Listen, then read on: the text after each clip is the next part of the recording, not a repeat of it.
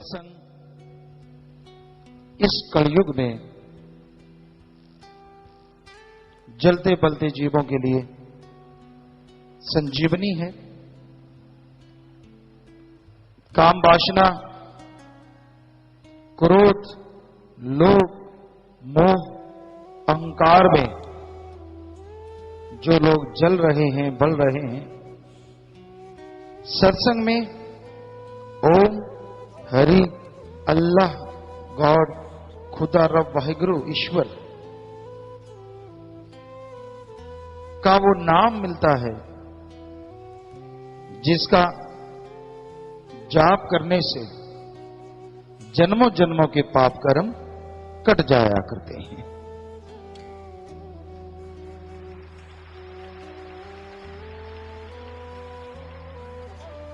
कौन नहीं चाहता कि वो बेगम हो? कौन नहीं चाहता कि वो निरोग हो? कौन नहीं चाहता कि उसका घर परिवार सुख शांति से, परमानंद से जीवन जिए? हर कोई चाहता है कि ऐसा हो, लेकिन परमानंद के लिए हर गम, दुख, दर्द, परेशानी की बीमारी के लिए एकमात्र उपाय, एकमात्र इलाज, एकमात्र टॉनिक अगर कोई है तो वो है मालिक का नाम। मालिक का नाम, ईश्वर नाम अमोल है, बिन दाम बिकाए। ईश्वर नाम अमोल है, बिन दाम बिकाए। तुलसी ये आचर्य है, ग्राहक कम ही आए।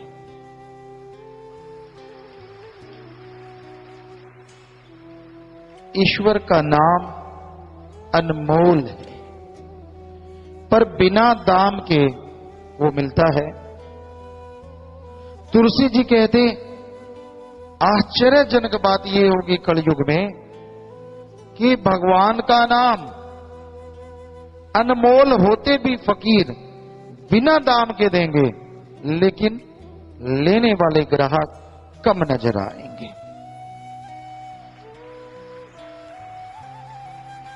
वैसे देखा जाए तो आज राम नाम के ग्राहक बहुत बढ़ रहे हैं, लेकिन सारी जनसंख्या का देखा जाए तो तुलसी जी वाली बात बिल्कुल सच नजर आती है। हजारों में, लाखों में, महीने में लोग मालिक के नाम से जुड़ते हैं। ये कोई छोटी बात नहीं है। दिन रात ओम, हरि, अल्लाह, वाहिगुरु, गॉड, खुदा, रब की भक्ति इबादत में जुड़ने वाले बढ़ते जा रहे हैं। उतना ही काल महाकाल जलता है, तड़फता है, और बुराई के नुमाइंदे राम नाम को रोकने के लिए लाखों करोड़ों रुपए लोगों पे खर्च कर रहे हैं कि कैसे प्रभु का नाम रुके, कैसे कोई राम का नाम लेना बंद कर दे, कैसे कोई बुराइयां और बढ़ाए, बुराई को बढ़ावा मिले और राम नाम, अल्लाह, वाहिगुरु, ईश्वर का नाम रुके। और जैसा आपको सुबह बोला, परलय महाप्रलय भी राम नाम ना रोक सकी। ये तो चलता था, चलता है और चलता ही रहेगा। राम, अल्लाह, वाहिगुरु, गॉड, खुदा यानी सुप्रीम पावर, उसका नाम कभी भी खत्म नहीं होता। परलय महाप्रलय में ब्रह्म तक लोग खत्म हो जाते हैं, लेकिन पार ब्रह्म ना कभी खत्म हुआ, ना हुआ था और ना कभी होगा। वो धुन है, वो अनहद नाद है, वो हरि रस है, वो अमृत है, वो आबो हयात है। वो है तो सब कुछ है, वो नहीं तो कुछ भी नहीं है। तो उस नाम से आप जुड़ो। जुड़ गए हो तो हमारी हाथ जोड़ के विनती, आप आधा घंटा सुबह, आधा घंटा शाम आप जाप करके देखो 2-4 महीने, हम आपको गारंटी देते हैं ऐसा सुख मिलेगा, ऐसी शांति मिलेगी जिसकी आपने कभी कल्पना भी नहीं की होगी।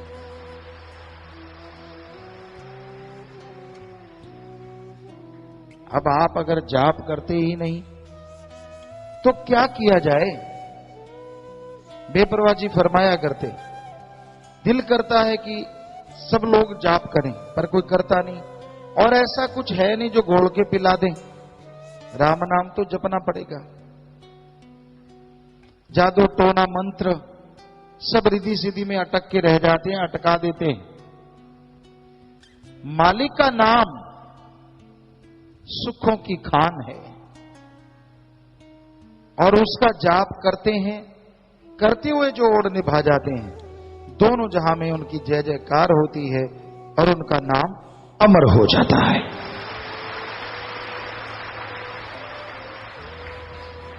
सच्ची दाता रहे पर बेपरवाह जी ने फरमाया, वचनों पे अमल करना सीखो। राम नाम का जाप करो, मालिक के नाम की चर्चा करो, और मालिक का नाम वो परमानंद देगा, वो खुशियां देगा जो अनमोल हैं, किसी भी मोल कहीं से भी खरीदी नहीं जा सकती। प्यारी साथ संगत जियो, आपको आवाज समझ आ रही है सबको? जी जी, कहीं ना आ रही हो तो बताएं।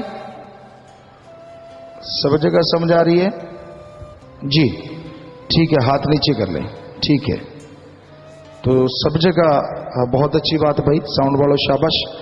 क्योंकि सुबह किसी ने कहा था जी हमें कुछ समझ नहीं आता, तो आज शेड में सबको समझ आ रहा है। तो राम का नाम खुशियां लेके आता है, बदले में कुछ देना नहीं पड़ता, ना पैसा देना पड़े, ना घर परिवार त्यागना पड़े। आप घर परिवार में रहते हुए मालिक का नाम ले सकते हैं और उसकी कृपा दृष्टि के काबिल बन सकते हैं।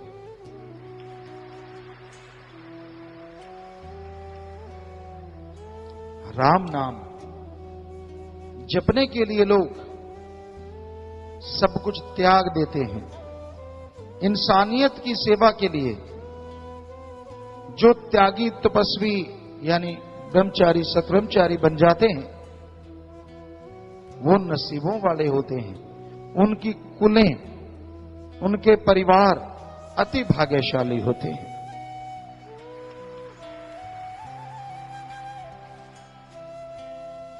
भीष्म पितामह हिस्ट्री में, इतिहास में बड़े योद्धा, शूरवीर, बहादुर हुए, और उनका नाम भीष्म क्यों पड़ा? क्योंकि उन्होंने अपने बाप के लिए अपना जीवन कुर्बान कर दिया। ये कसम खाई कि मैं जिंदगी भर शादी नहीं करवाऊंगा, ब्रह्मचर्य का पालन करूंगा, ताकि उसका बाप शादी करवा सके और उस शादी से जो बच्चा हो वो राज सिंहासन संभाल सके। उन्होंने ये कसम खाई, तो तब से उनका नाम पड़ा भीष्म पितामह। भीष्म, भयंकर, हद से ज्यादा भयंकर प्रतिज्ञा उन्होंने तो अपने बाप के लिए की। और आज इस जलते बलते भट्ट में जो भी भाई बहन ये प्रतिज्ञा लेते हैं कि ताउमर मालिक की याद में लगाएंगे, इंसानियत की सेवा में लगाएंगे, वो आप ही बताओ एक अपने बाप के लिए प्रतिज्ञा करता है और एक भगवान की औलाद के लिए प्रतिज्ञा करता है, जिसमें उसका खुद का स्वार्थ नहीं होता, कौन महान है? बेपरवाह जी ने फरमाया, सच्चे सौदे की फकीरी दा मुकाम बड़ा ऊंचा, यहां मिट्टी होके रहना पड़ता, शान का क्या काम। बस इतनी सी बात है, दीनता नम्रता धारण करो, बचनों पे रह के सेवा करो। अरे काम हासिल करोगे, वो खुशियां मिलेंगी जिसकी कभी कल्पना नहीं की होगी। तो हे सेवादारों, हे इंसानियत की राह पे चलने वालों, कदम कदम पे काल की बिछी हुई डोरियां, बिछे हुए जाल आपको रोकने की कोशिश करेंगे, लेकिन आप राम नाम के सहारे, ओम हरि सदगुरु मौला के सहारे, सेवा सुमरण के सहारे आगे बढ़ते जाओ तो ये डोरियां अपने आप ही जल के भस्म हो जाएंगी और आप मालिक की कृपा दृष्टि के काबिल बनते चले जाएंगे। ये कौन से जाल हैं जो काल ने बिछा रखे हैं? काम वासना है जो इंसान को बुरी तरह भ्रमित कर देता है, बर्बाद कर देता है, कहीं का नहीं छोड़ता। फिर क्रोध है, क्रोध में आके लोग अपना बहुत कुछ बर्बाद कर लेते हैं, भाई भाई को खत्म कर देता है, बाप बेटे में झगड़ा है, बहुत कुछ ऐसा होता है जिसकी कल्पना भी नहीं होती, तो फिर भी आप बर्बाद होते हैं। फिर मोह ममता, अपने परिवार, अपने बच्चे, अपनी मां बहन बेटी, सब कुछ उसके लिए इंसान पागल हो जाता है, कुर्बान कर देता है। चाहे वो कितना भी गलत कर रहे हो, लोग बताएं कि भाई आपका बेटा आपकी बेटी गलत, नहीं मानता तो एक दिन उन्हें विष रूप बना देता है और खुद भी सारा परिवार कलंकित हो जाता है। फिर है लोभ लालच। लोभ है सर्व पाप का बाप। लोभ लालच यहां आया नहीं कि बाकी के पाप जुड़ते चले जाते हैं। इंसान भूल जाता है सब कुछ, अपनों का बुरा करता है। हम आपको बात सुनाया करते हैं, आज फिर ख्याल में आई। एक चोर था, बड़ा शातिर चोर, बड़ा ही शातिर, जिसे कभी कोई पकड़ नहीं पाया। इतनी सफाई से चोरी करता था कि कुछ पता ही नहीं चलता था, कोई सबूत नहीं। एक दिन बहुत धनाढ़ आदमी के घर सुबह हुई, नौकर चाकरों ने आई है, संदूक खुले पड़े थे, पोटली साइड में, तो किसी के पकड़ में नहीं करने आया, सारा कुछ इस पोटली में बांध लिया, सोना, सब भूख लगी। मर्तमान है, उस वाइट कलर का कुछ था, मैंने सोचा ये बूरा चीनी है। मैंने उसे खोला, हथेली पे रखा और यूं फांक लिया। ओ, ये बूरा चीनी नहीं, ये तो नमक है। मैं बहुत बुरा हूं, चोर ने बोला। चोर कहने लगा मैं बुरा हूं, अवगुण है मेरे में, लेकिन मैं नमक हरामी नहीं कर सकता। मैंने आम का नमक खाया है, इसलिए ये सारा सामान छोड़ के जा रहा हूं। चोरों के भी कायदे, चोरों के भी इंसानियत होती है। आज घोर कलयुग है, लोग एक चुटकी नहीं, ट्रकों के ट्रक, ट्रालियों की ट्राली नमक खा जाते हैं। और माया रानी जब सूंघती है, माया रानी सूंघा दी जाती है, तो पल में अनाप शनाप शुरू हो जाता है। जो राम नाम के गुण गाते हैं, वो राम नाम को उल्टा बताना शुरू कर देते हैं। अब खुद ही देखिए इंसान कितना गिर चुका है लोभ लालच में। हद से ज्यादा, तो ये है लोभ लालच। और वो दुखी होते हैं, कुलें तक डूब जाती हैं, जीते जी परेशान रहते हैं, मरणोपरांत नरक में जाते हैं। फिर है अहंकार, किसी को अपने धर्म का, किसी को जात का, किसी को राज पहुंच का, किसी को पैसे का, किसी को औलाद का, किसी को शरीर का। बड़े अहंकार हैं इस जमाने में, इस दुनिया में। और उस अहंकार के घोड़े पे सवार जब इंसान हो जाता है तो अपना ही बुरा करता रहता है, दूसरों का बुरा नहीं होता। अहंकार को मार है, इसलिए अहंकार ना करो। रावण से बढ़ के और कोई मिसाल हो नहीं सकती, उदाहरण हो नहीं सकता। सब कुछ था रावण के पास, चारों वेदों का टीकाकार पंडित, यानी कहीं से भी कोई दोहा बुलवा लो, अगली लाइन बोल देता था, सन था।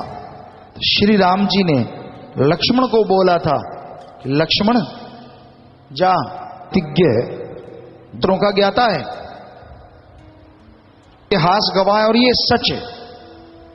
और वही रावण जब चाहे बरसात वाए, सूरज चंद्रमा की रोशनी से खाना बनवाए, एटम परमाणु कंधे पे टांग के घूमता जाए, सफल क्लोन ज्ञाता। खुद के 3 या 4 बेटे थे, बाकी सब क्लोन थे। 1 लाख बेटा, 1.25 लाख आगे नाती, यानी सफल क्लोन ज्ञाता। इतना जबरदस्त आदमी, इतना टैलेंटेड आदमी, एक ही बुरा कर नहीं हरा सकती। तो तेरा वनगर पति, इसकार ना करो। बड़ों को अहंकार ने चकनाचूर कर दिया, खत्म कर दिया। ईगो, अहंकार मिटा दो।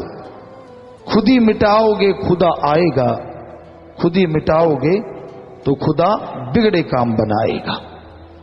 यानी अहंकार त्याग दो, दीनता, नम्रता रखो, दीन बन के रहो, नम्र बन के रहो।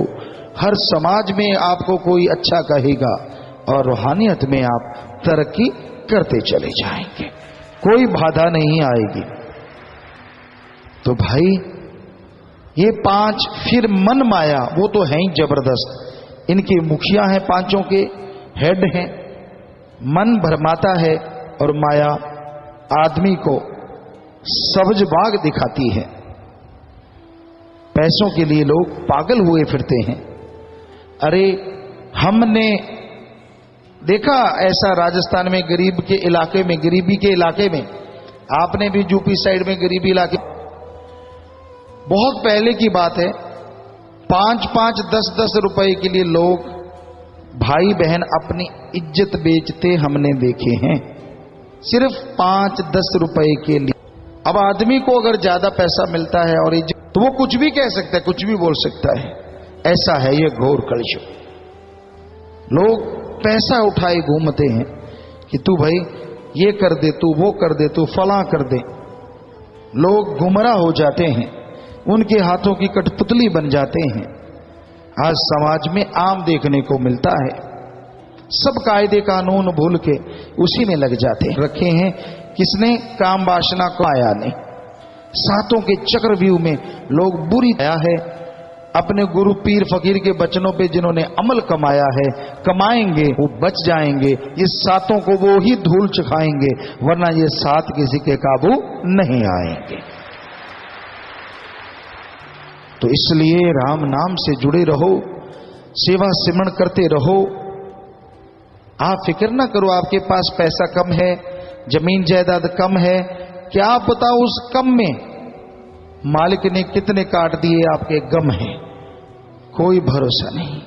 हो सकता है बहुत जमीन होती, बहुत जायदाद होती और कोई ऐसी बीमारी लगती जो लाखों रुपए होते, वो तो उड़ते। को शुक्र करो, उसका शुक्राना करो। आते गरीब है तो क्या हुआ, तंदुरुस्ती नियामत, और मालिक तेरा लड़ पकड़ा है, इससे बड़ी दौलत दुनिया में दूसरी नहीं हो सकती।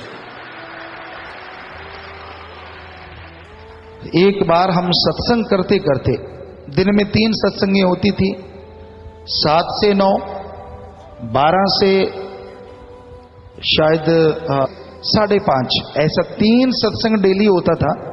तो हम सत्संग के एरिया में गए, उस एरिया का नाम था, होता क्या था, पहली सत्संग करी, सेवादारों की 3 टीमें होती थी, 4 टीमें, पहली टीम, 3 टीमें होती थी। पहली टीम सत्संग करवाती, 3rd जगह पे पहुंच जाती थी, 3री जगह, और एक दूसरी वाली होती थी। तो दूसरी वाली सत्संग करवाने के बाद टेंट वगैरह लगवाने के लिए तीसरी टीम के साथ जंगलों में चली जाती थी कि यहां सत्संग होना है। अगले दिन का आसपास के जंगलात, खाली जगह, वहां टेंट लगाते थे और जंगल में हम सब लोग रुका करते थे टेंटों में। तो उस पहाड़गंज एरिया में सत्संग होना था, 3 सत्संगें हुई। हम रात को पहुंचे तो हमें बताया कि पिताजी यहां पास में एक गरीब परिवार रहता है, 2 मियां बीबी, बुजुर्ग, काफी उम्र थी उनकी, बुजुर्ग थे।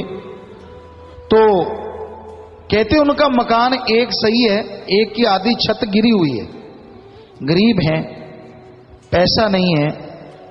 तो हमने कहा फिर, कहते हमने उनको बोला कि आटा ले लो, यहां रुकेंगे, हमारा कुएं का पानी पियो, कोई हर्ज नहीं, पर क्या हमें कुछ देना पड़ेगा? सेवादार कहते नहीं, आपको कुछ दे बना देते हैं, घर बना देते हैं। तो माने थारे गुरु जी से मिला दो कि अगर हो सकता है तो आप हमें, कहते हाँ। तो हमें कहने बुलाया, दोनों बेचारे बुजुर्ग, लगभग 70-80 साल के बीच की उम्र, मियां बीबी।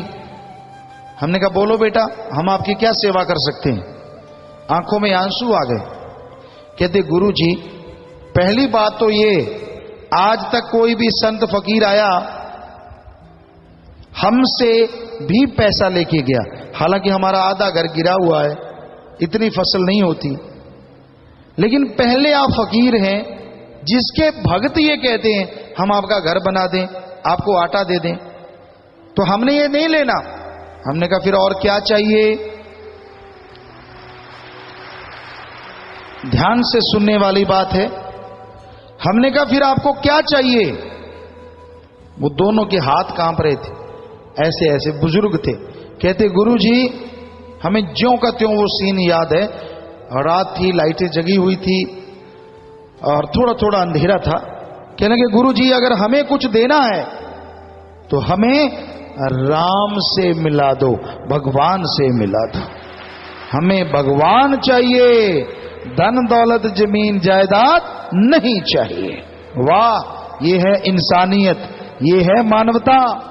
गरीबी हुई तो क्या हुआ, भगवान ने हमें उनके घर जा छोड़ा।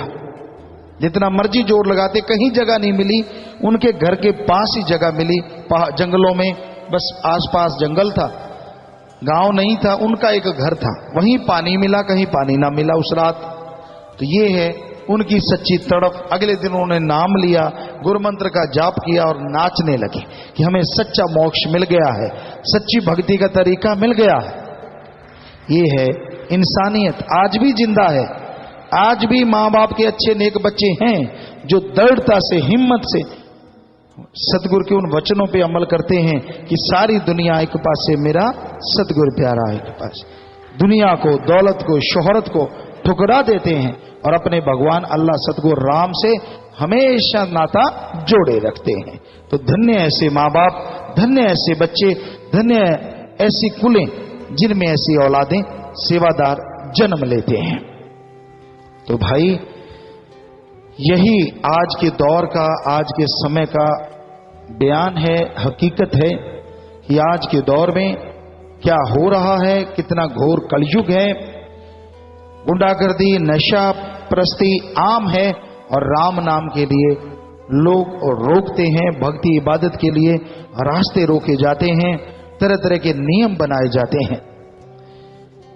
पर राम नाम जैसा आपको बोला, कोई किसी का गुनाह नहीं करता, किसी को दर्द नहीं पहुंचाता। राम नाम तो सबका भला करता है। जो भी राम का नाम लेता है उसे अंदर बाहर कोई कमी ना रही थी, ना रह रही है और ना रहेगी। राम नाम संभाल करता था, कई गुना बढ़ के कर रहा है और सैकड़े गुना बढ़ के आगे करता रहेगा।